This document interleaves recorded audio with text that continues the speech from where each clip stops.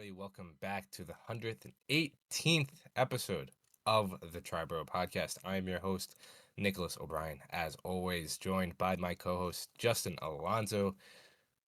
We are gathered here today to celebrate that the 2025 Mets season has ended. Thank God. Before we get into it, Justin, how you doing? I'm drinking that dirty water. I'm sure you are. I'm sure you are. But I'll just start off by saying, what a disappointing season. What just a it's really hard to put into words. I mean, it's disappointing, it's frustrating, it's frankly embarrassing. Uh, I said it going into the last week that I thought they were done, and I held true to that sentiment, but still, like, the fact that it still happened, the fact that this team missed the playoffs again is embarrassing. The Reds did not deserve that playoff spot. Neither did the Mets, don't get me wrong. The Mets just opened the door and held it open. Like, when you're walking and you're going to a building and there's someone behind you that's like in that weird middle spot, like, should you hold the door or should you not? Well, the Mets held the door As for the just like, You got to be a gentleman and hold it.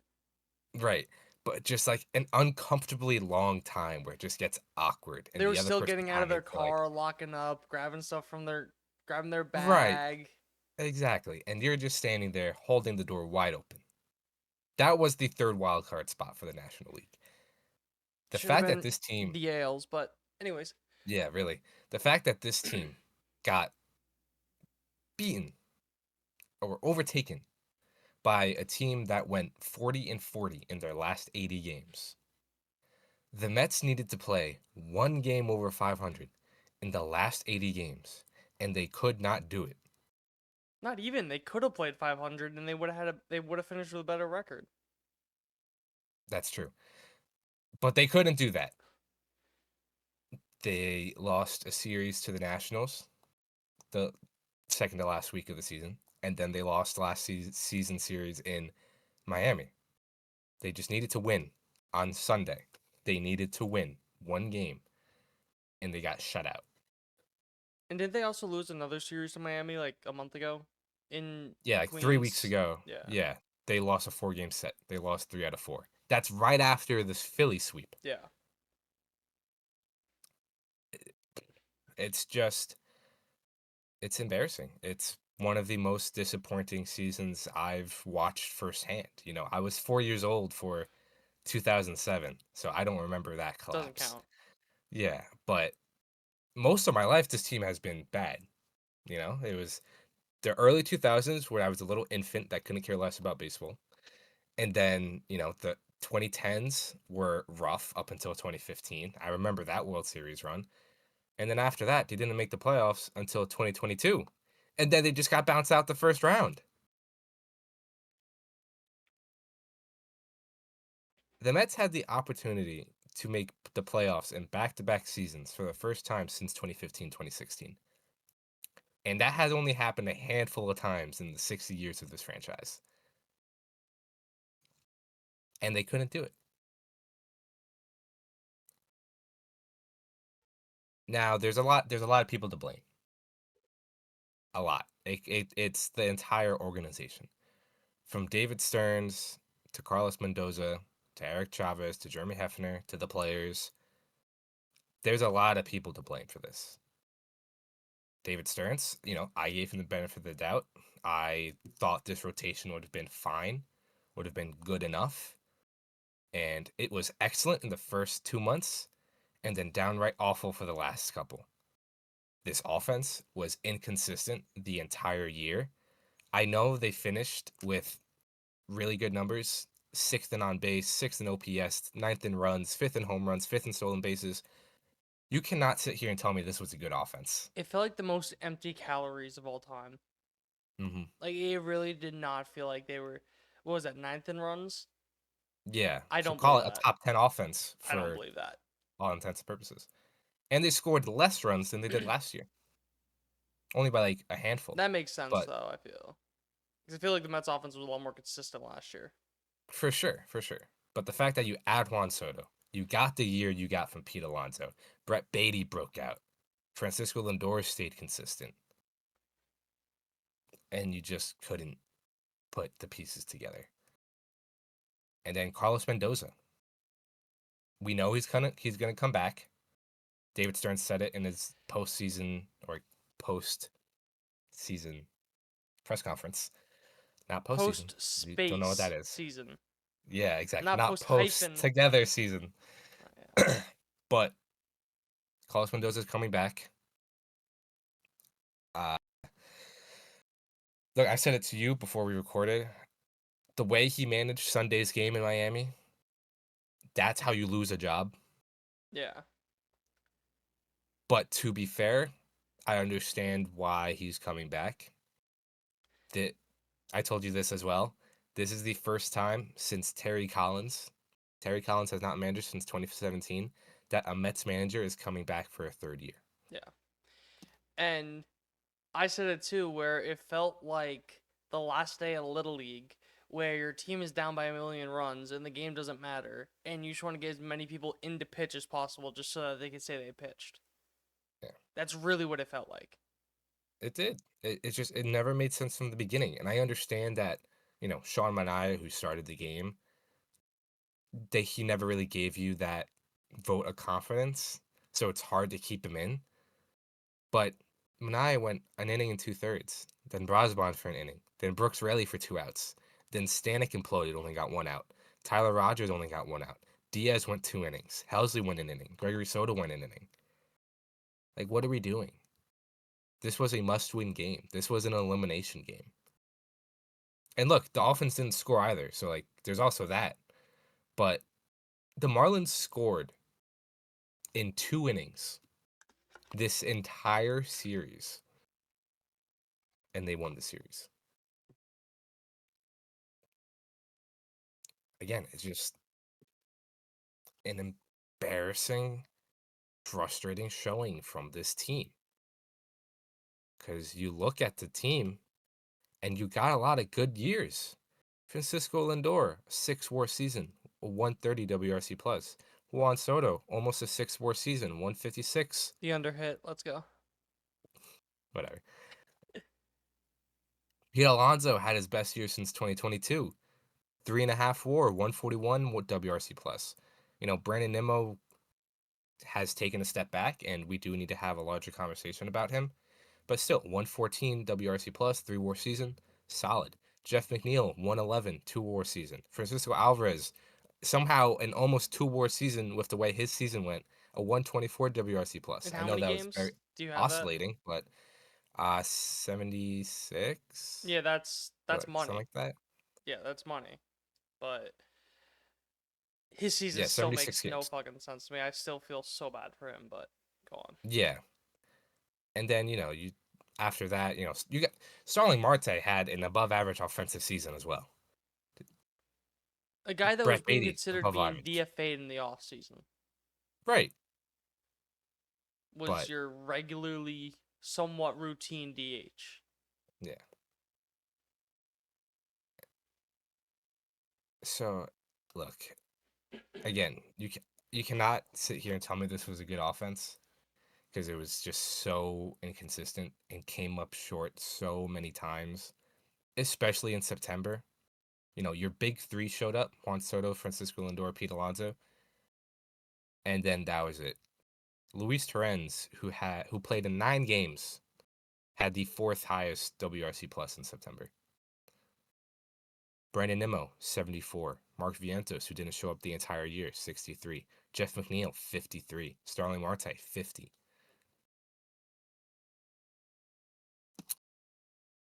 You just can't do that. I mean, it's September. Like, this is when you're supposed to play your best baseball going into October, and they just didn't do that. So you cannot tell me this was a good offense when most of the time when you needed a win, they just didn't score a run, quite frankly. And on top of that, their defense was horrible as well. They a -4 fielding run value as a team, which ranked 19th in the league. This was a bad defensive team. And forget about analytics, forget about metrics. Mentally, they weren't in it as well. They just I don't know what it was, but like they just made bad decisions. They made bad plays. I don't know, they just didn't look like their head was in the game 100%.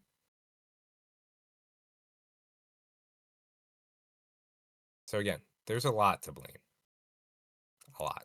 David Stearns built this team. He took a lot of accountability. Uh, you know, the trade deadline, for whether you agree with the process or not, which for the most part I do. I think they were good trades. You make those trades 9 out of 10 times. Horrible. The results, which everything is based off of, were horrible. If anything, they made you worse, which again, David Stern said it himself. They probably made this team worse. Ryan Helsley cost you 2 to 3 games He probably cost him. specifically. He probably cost himself 40 million, 40, Yes, 50 he's probably million. getting a 1 year deal Yeah. in, fucking Texas because, he can't pitch in New York. Cedric Mullins, again, when I saw the trade, I was like, fine, sure, whatever. I didn't think he would be a left handed Tyrone Taylor who plays worse defense. Yeah. He needed to be in above 500 OPS. He was 565. That one is shocking to me. I know like it really only was his April month that was like insane. Then every month he got worse and worse. But a sub 500 OPS, dude, that's pathetic. Like that's bad. Yeah, I mean, it was just bad. Again, he lost his job to Tyrone Taylor when he came back. When Tyrone Taylor came back from his hamstring injury, he was basically the everyday center fielder. Are you shocked that they kept or that they DFA'd Siri when Siri came back over Mullins? I am. And another miss by David Stearns. Traded for him in the offseason. Obviously, he broke his That one's a leg, little which you can't. different, yeah. But the fact that you still just DFA'd him outright instead of just giving him another shot was, yeah, definitely a little surprising. But to be fair, he's the same type of player Tyrone Taylor is, just maybe more, boom or bust with the bat. I was gonna say, I don't think it really would have made a difference, but the optics are not good.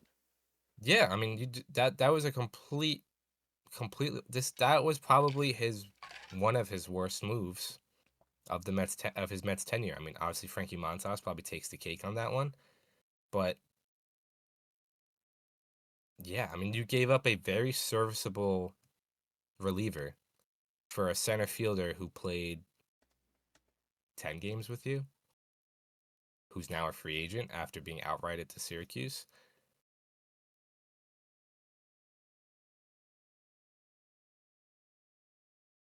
It's just so disappointing.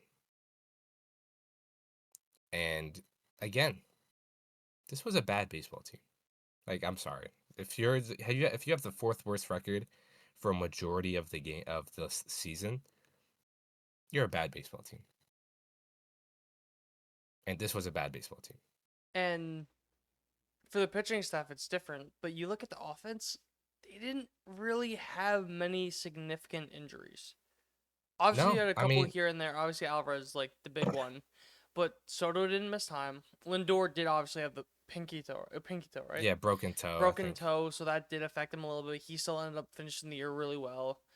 You didn't really have it. Like, yeah, you had Siri and Winker go down, a couple other guys Right. too, but none of like your top, call it six contributors had injuries. Yeah, I mean, Mark Vientos missed some time with a hamstring strain, but not He like didn't. he provided Yeah, anything either. he had like 2 or 3 good games all year, and Right, he had one good month. He had a good August, and then that was it. We have to have a conversation about him as well. Like, does he have a spot on this roster? can't As run, of right can't now, I don't field. I don't think so. I Yeah, honestly, I think if the you're not only hitting, The only way that he has a spot on the roster is if Alonso doesn't resign. Even then, I don't I was know. gonna I say mean, even then I'm not sure. he ha- this was such a bad offensive season. You can't go in. I would. I Let me collect my thoughts. I wish the best of luck to David Stearns if he needs to sell this team on Mark Vientos being the starting first baseman.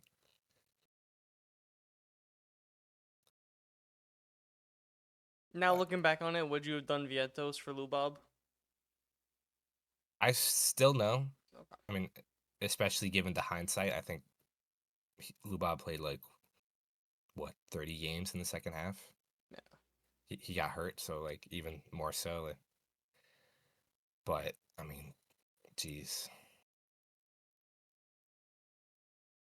And the worst part of this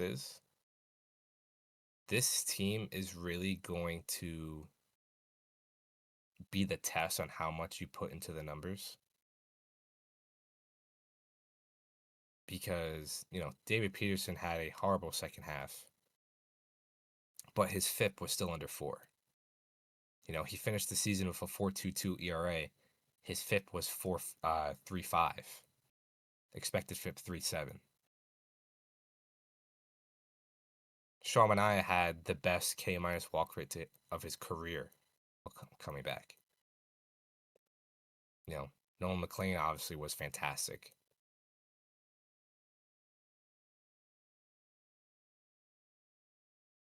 I think, and this is my hot take for the team, because obviously I don't think a lot of people would agree.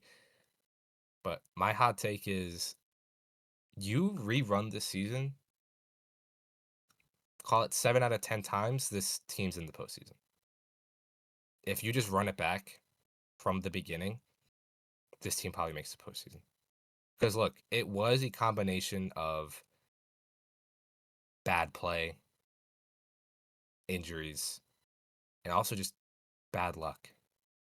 Like, imagine Griffin Canning didn't tear his Achilles in June. Imagine this team still had Griffin Canning down the stretch. Imagine if Tyler McGill's elbow didn't explode. Imagine if Max Kranick's elbow didn't explode. Or Daniel Nunez. Or AJ Minter didn't tear his lat. Or Danny Young didn't explode his elbow. I will say, in a vacuum, probably yes. I would probably agree with you just because the pitching in you take the totality of the Mets season for pitching, it probably comes out to what I expected. Where I just didn't expect them to have as good of a start, and I didn't expect the low to be as low. Yeah. And you gotta think there's no way this offense can be this bad again. It Right. makes no It's fucking sense. inconsistent, at Inconsistent, yeah. least. And there was too many nothings. I think is the Mm, end at the end of the day with the offense because you had a lot of guys that were playing pretty solid to very well to obviously elite, but you had too many literally just nothings. yeah. Too many Yeah. sub 80 WRC pluses. And that's just going to kill you in a lineup. If you have one or two of those, that's not good. But how many do they have? Like 3 or 4? Yeah, I mean, just looking at, Luis Torrens finished with a sub 80 WRC Nice. plus. Luis Angel Acuna did. Uh, where is he? Ronnie Mauricio finished with an 88. Tywin Taylor finished with a 70. Cedric Mullins again was like a 60 whatever with the Mets. I know Vantos was a little bit closer to average. What did he finish at? Yeah, Vientos somehow finished with a 97. Okay. But again, Still, that's with one good month. that's also still sub 100 as a bat Nearly everyday only player. player, as That too. essentially a DH. Yeah. But I think also, again, this team is really going to test how much you put into the numbers because I also think statistically there is just some like improbable things that happened, like going 0-70 when trailing after 8 innings. Like statistically, you would have lucked into a win. Statistically, you don't lose 3 pitchers in the span of 3 weeks. Statistically, your entire offense doesn't go in a slump at the same time consistently. There were so many times where just like, again, you have to put faith in the numbers, or it's going to test how much faith you put into numbers, because this team had some just highly improbable things happen to them. And that's not excusing them. This was still a bad team. They still did not show up. But you do have to look at it and be like, all right, they hit the ball well. Some things just didn't go their way. They lost 3 pitchers in the span of 3 weeks in June with Kodai Senga, Tyler McGill, and Griffin Canning. Like, imagine one of those guys stayed healthy. One of them. Half your bullpen doesn't get hurt.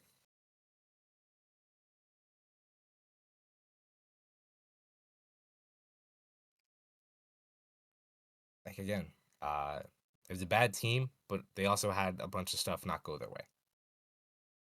Or, some injury. They were on the wrong side of injury luck.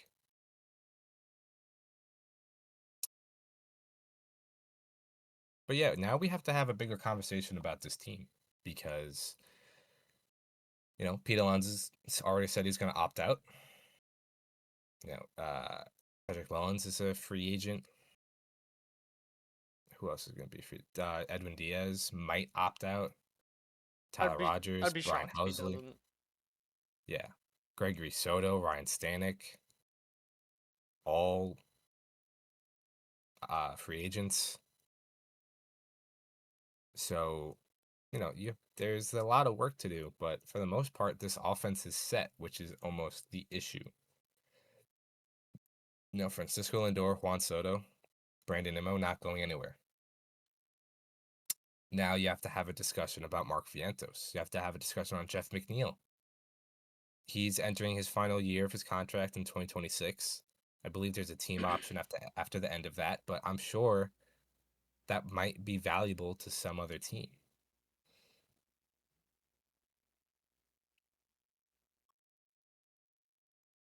David Stern, during his press conference, hammered home run prevention a ton. He, called out the defense specifically, saying it wasn't up to par. And you look around this team and you don't have a lot of great defensive players. Francisco Lindor lost a step this year. He went from a elite shortstop to good. Brandon Nimmo looked like he lost a step this year. He was painfully average in left field. Juan Soto, we knew was going to be a butcher in right. Pete Alonso was awful at first. Mark Vientos was awful at third. Starling Marte couldn't play the field. And even Francisco Alvarez graded as below average behind the plate for most of the year. So when David Stearns mentions run prevention and wanting to improve upon that, I have a really hard time seeing Mark Vientos being on this roster next year. And the bigger thing, I'm not sure how much David Stearns wants Pete Alonso back. He was the worst graded first baseman by fielding run value this year. By far the worst. And, whether it's fair to Pete or not, his throw injured Kodai Senga. Again, whether that's fair to say or not, that throw led to Senga getting hurt, missing time, and then when he came back, he just wasn't the same. So, in my mind, it feels like David Stearns doesn't want Pete Alonso back unless he agrees to DH a lot more.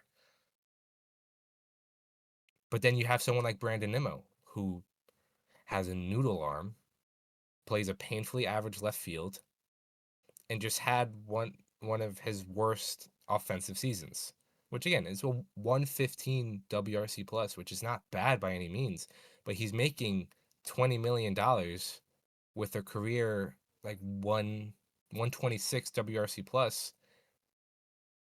And in the middle of the 2020s, he's been a 135 type of guy. But now he's, 115, which again is not bad, but is not a $20 million left fielder.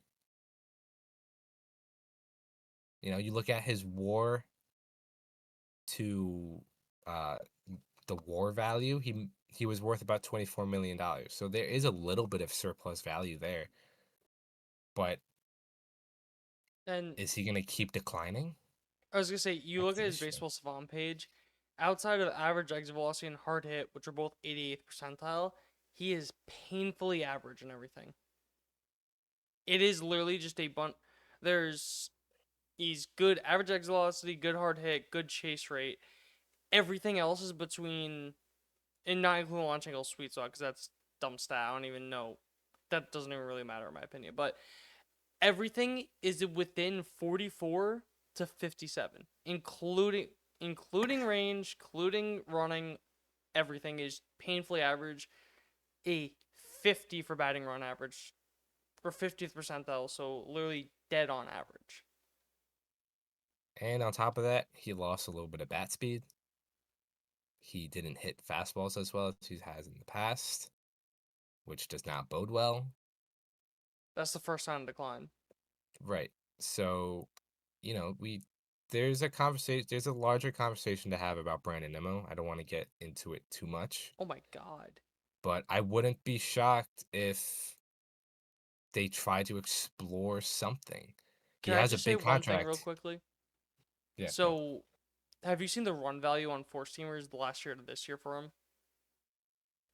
So 1,000, call it Okay. 1,000 four seamers last year. He had a run value of 8. This year, in 932, -7. In a similar amount of pitches over the course of the year, he went down 15. That is bad. Hmm. That's really fucking bad. Yeah, it's not great. I will say the underlying numbers do Yeah, say that he should have been better, but even but then, not like, but not by, not by a ton. yeah, You know, really just the slugging. Everything else kind of right? like close, but A 389 slug compared to a 459. yeah. You know, but again, he has a big contract, so I doubt he goes anywhere. Has But what, it's a 6 more years? 5 years. 5 more years? I'll check that out now. He signed a 8-year contract going into 2023. So yeah, 5 more years. Yeah, 5 more years. I just want to see if there's any. Yeah, there's no options. There's no He has funny a no stuff. trade clause, He does. so there's Yeah. also that. I have my own thoughts on no trade clauses, and I think they're bullshit. Yeah, Because if the team says we don't want you here, we want to actively trade you, the guy's gonna be yeah, like, all right, unless you're Eric fine. Hosmer, but the guy's gonna be like, all right. So yeah, it's But no funny business with pushing it back either. It's literally 20 and a half every year yeah, 5 years, until he's 37. right? And when he signed that contract, the years was the biggest thing Yeah, because $20 million for Brandon Nimmo I thought was a steal. But the fact we have to deal with 35, 36, 37-year-old Brandon Nimmo. He's not even 33 yet, and we're already talking about a decline. It's a little scary, and we're talking about Brandon Nimmo. Francisco Lindor also, like I said, he lost a little bit as well. He lost a decent amount of bat speed. Went from 72.4 to 71 flat. The underlying metrics are still good. He's still hitting the ball decently well. Nothing like super concerning there. His expected weighted on base looks good. But, you know, he lost a step defensively. He lost a step, just a smidge in sprint speed. Maybe that had to do with the toe or whatever. But, he's going to be 32 the next couple weeks. Like, that's the most frustrating part about this season, too, is you wasted another year of Francisco Lindor. You wasted the first year of Juan Soto. You wasted what could possibly be Pete Alonso's last year as a Met. You wasted Nolan McLean's rookie year. It's just all so frustrating. But again, I think there just needs to be a larger conversation about what this team looks like next year. They were bad defensively. They were bad fundamentally. They couldn't pitch. They couldn't hit at times. The bullpen was a disaster.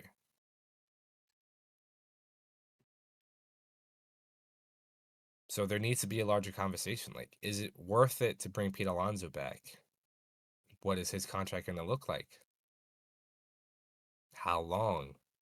For how much? Is he going to play first base every single day? So, we could talk more about that once we get into like the real off-season talk, but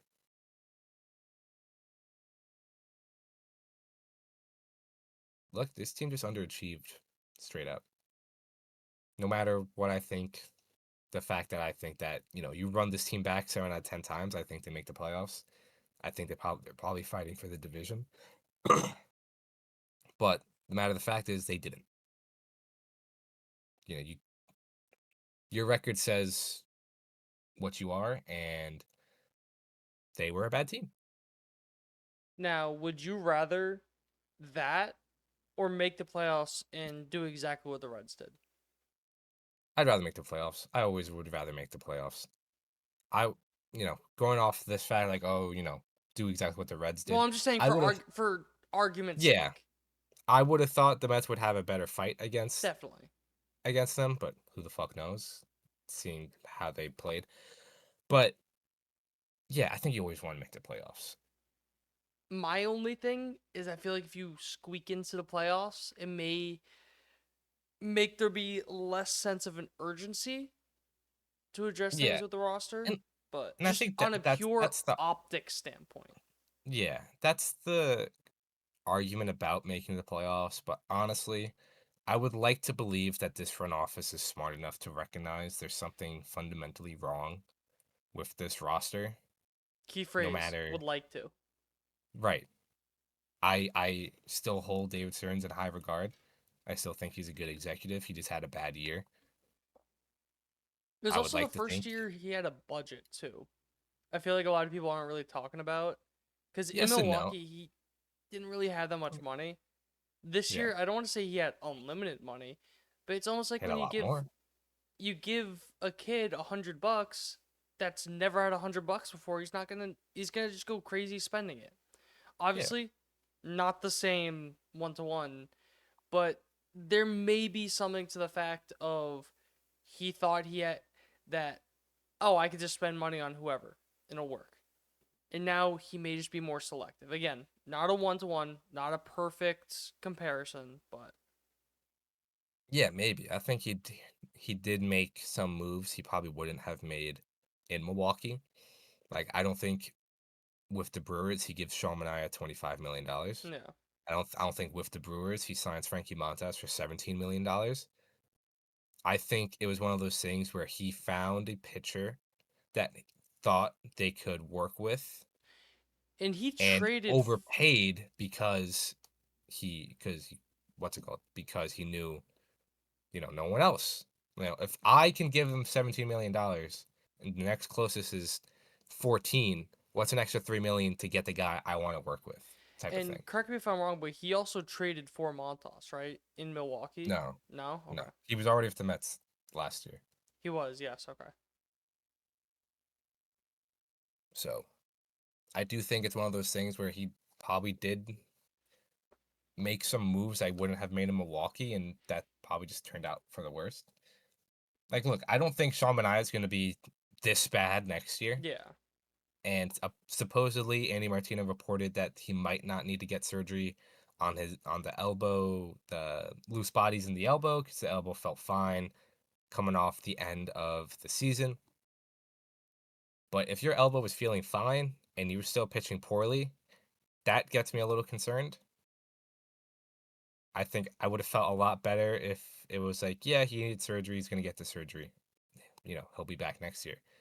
But the fact that, okay, maybe you don't need the surgery, but you were still this bad, that's a little concerning. Yeah. Then again, you flip it onto Carlos Mendoza, where he had a rough year. He had a really rough year. He made a lot of decisions that probably shouldn't have been made. He stuck by guys when they probably shouldn't have been stuck by. Justin, who do you think led the Mets in appearances out of the bullpen this year? Diaz? I know that's wrong, but I can't really. Who? Ryan Stanek, Oof. 65 games. Edwin Diaz was second of 62 games. Alright, so it's close. Ryan Stanek ERA started with a 5. The fact that he made this entire season, and again, is nothing against the person, the fact he made and survived this entire season is a travesty. I do not understand how the Mets stuck by him for the entire season. Nothing against the person, everything against the pitcher. Yes, everything. Everything. He had maybe a 2-week stretch where he was good. And, I think that kind of just embodies the type of year Mendoza had. He stuck by guys when they didn't deserve it. He probably wasn't as proactive changing things up when they needed to. And then when he did change things, he changed them too much. Like the lineup consistently changed day in, day out. I know Aaron Boone does that a lot, so maybe that's a And Boone it thing. pisses That me off, but Yeah, it pissed me off. I don't like that. I think or I feel that, players like consistency. If I'm going to hit second, I'm going to hit second every single day. Last year, he had like a system. It was Lindor at the end of the season, it was, Nimmo Vientos, Alonso, so on and so forth. Like, but this year it was Lindor, Soto, Nimmo, Lindor, Soto, Pete, Lindor, Pete, Soto, Lindor, Soto, Vientos, Pete, Lindor, Soto, whoever else, Pete. Like it changed every single day. It was just too much.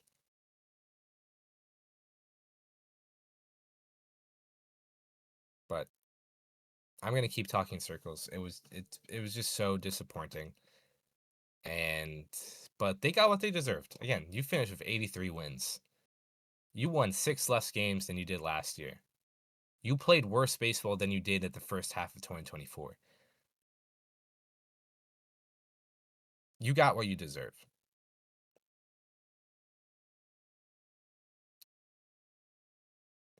And that sucks.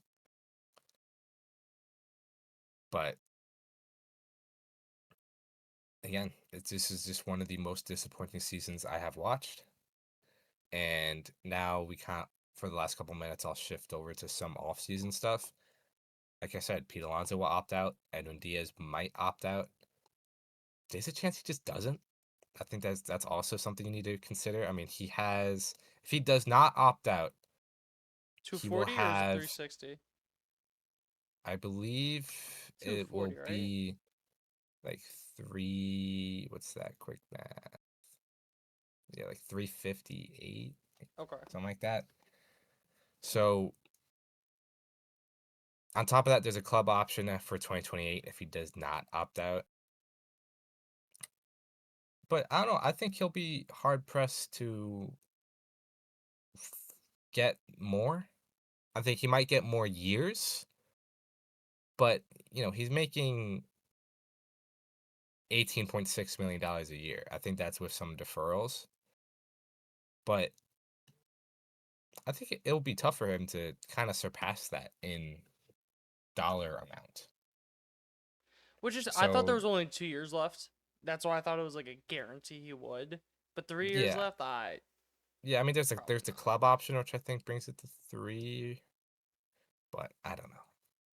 Obviously, Diaz And is different than a guy like Tanner Scott, but teams are gonna look at guys like Tanner Scott, how they got paid a shit ton of money and he was irrelevant, awful, awful. bad. Yeah, that's why you don't pay relievers a large sum of money. Forget But paying them a large sum of money. That's why you don't give them more than like 2-year contracts. right, and yeah, but when it comes to Diaz, David Stearns hammered home run prevention, run prevention. He 1.63 did that, ERA. yeah. That's some pretty damn good run prevention. And if this team was better, he would gotten a lot more saves. He finished the year with 28. So Saves are the RBI of pitchers. yeah, it's all about opportunity, and he just didn't Never knock a get guy a ton. for having a lot. If they don't have a lot, look into why. And the Yeah, why is just the Mets weren't good enough to put him in save right, opportunities.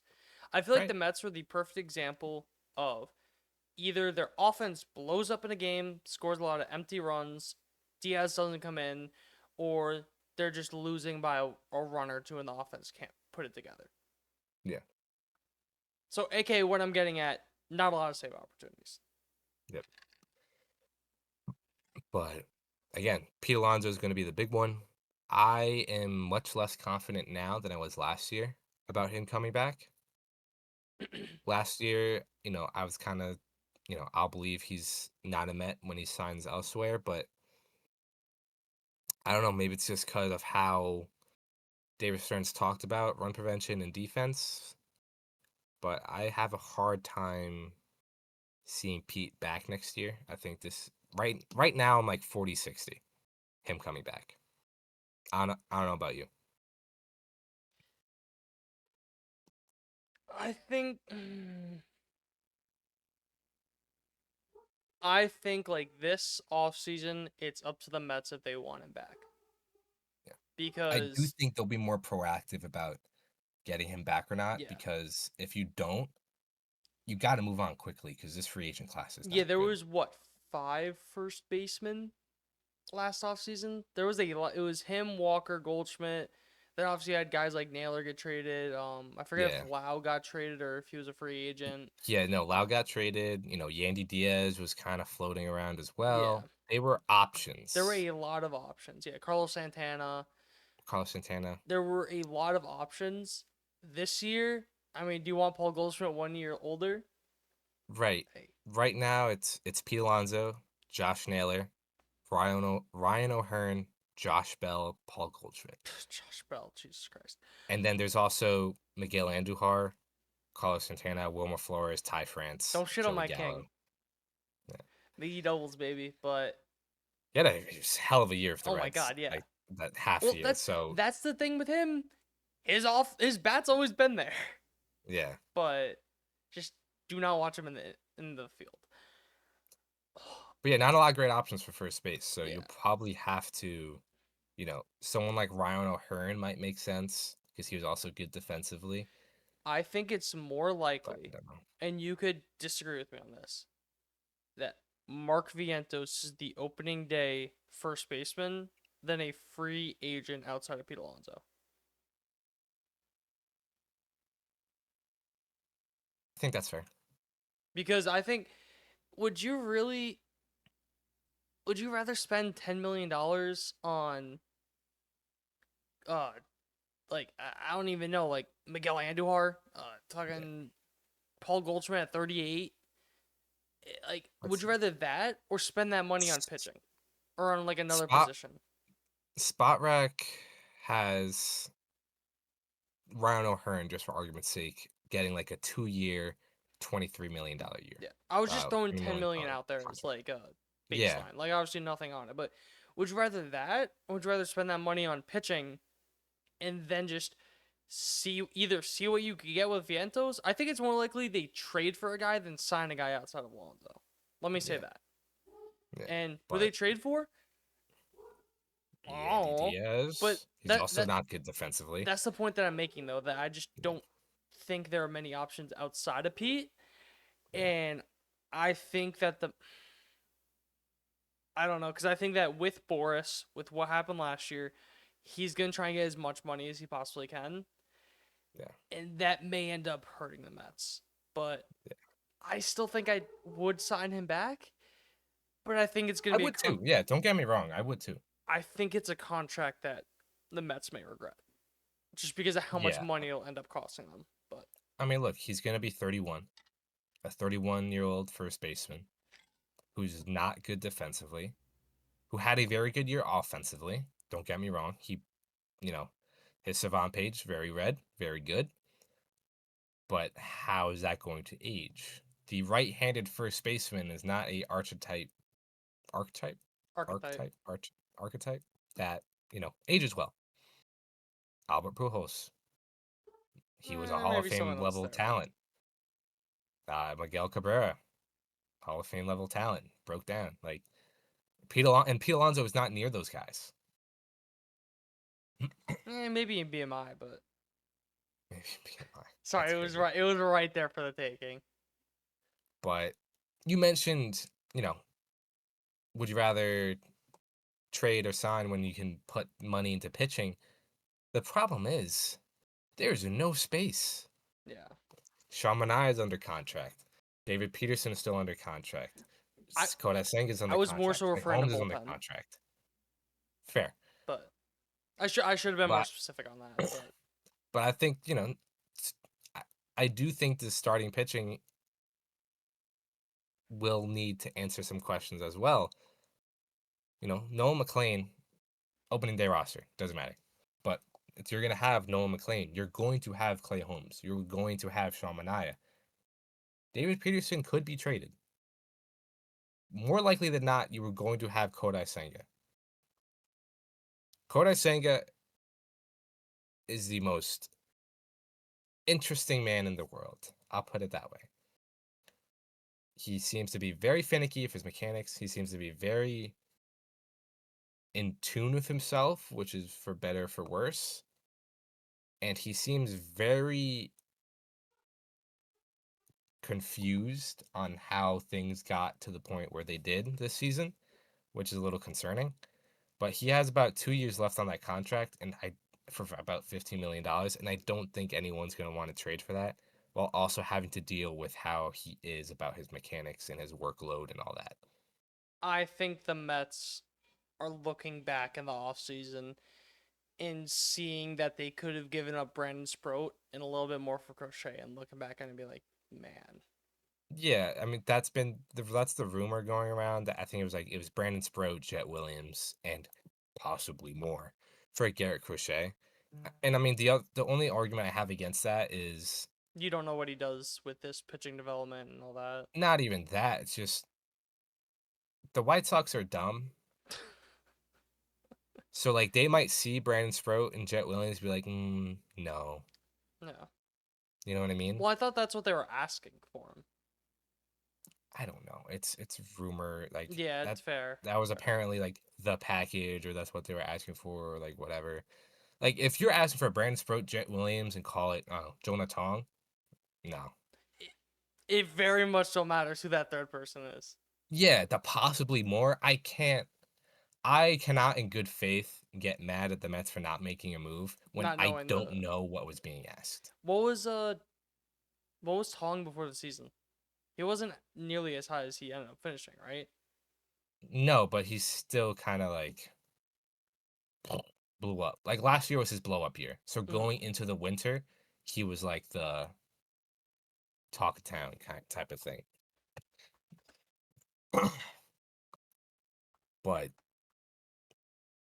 yeah, so there's not a lot of space to work with the starting rotation. I do think someone like David Peterson could be traded. I do think that they are in another position to trade for a starting pitcher. Talk about Garrett Crochet. I think if someone like Joe Ryan is available, they could go after him. Sandy Alcantara, I'm not sure where the Marlins stand on him, but there's a lot to work. There's a lot of work to be done. There's a lot of free agents, and there are a lot of questions the organization needs to answer on what went wrong. Because again, I do think this team is the ultimate test on how much you put into the numbers.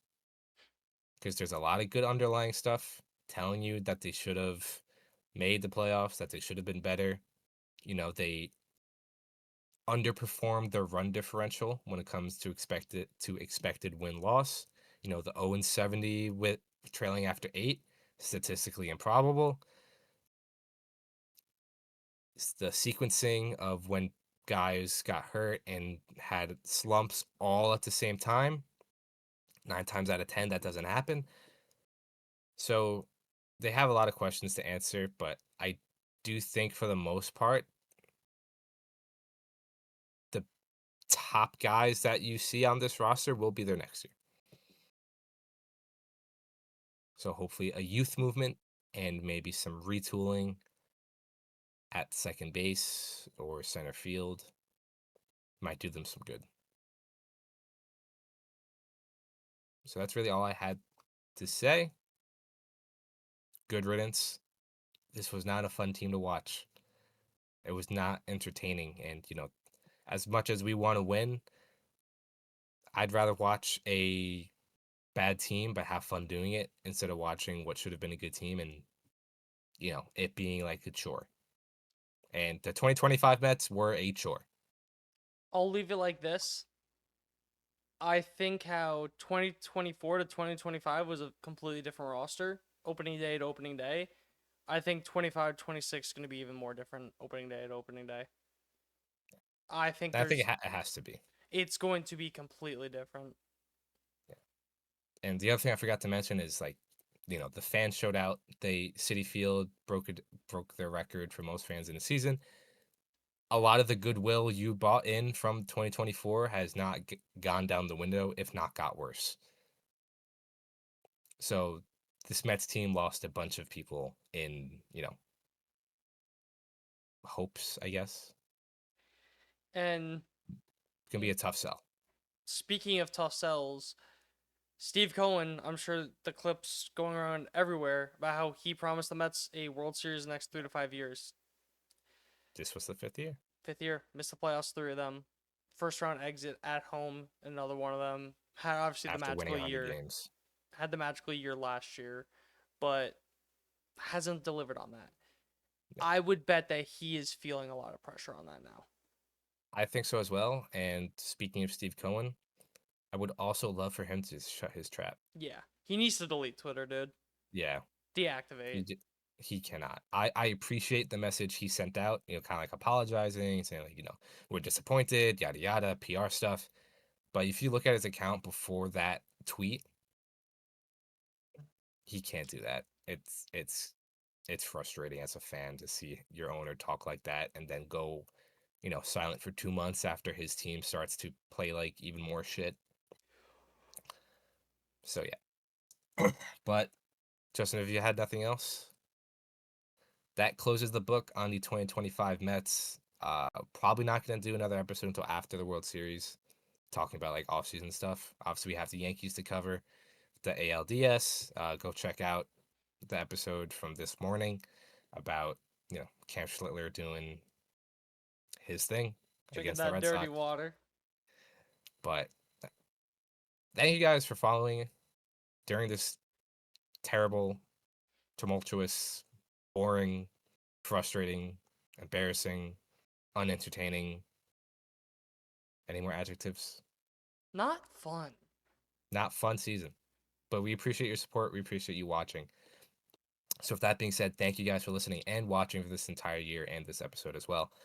If you're on YouTube, subscribe, give us a like, leave a comment. How are you feeling? It's been almost a week since the season ended.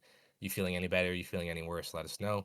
If you are listening on Apple Podcasts or Spotify, leave us a rating, leave us a review. Lets us know you're enjoying the show and helps us out a ton. And as always, follow all of our social media accounts at Triboro Podcast, Instagram, TikTok, Twitter, all that good stuff. But goodbye, 2025 Mets. It was not fun. Rest We'll in see you in piss. 2026. Rest in peace.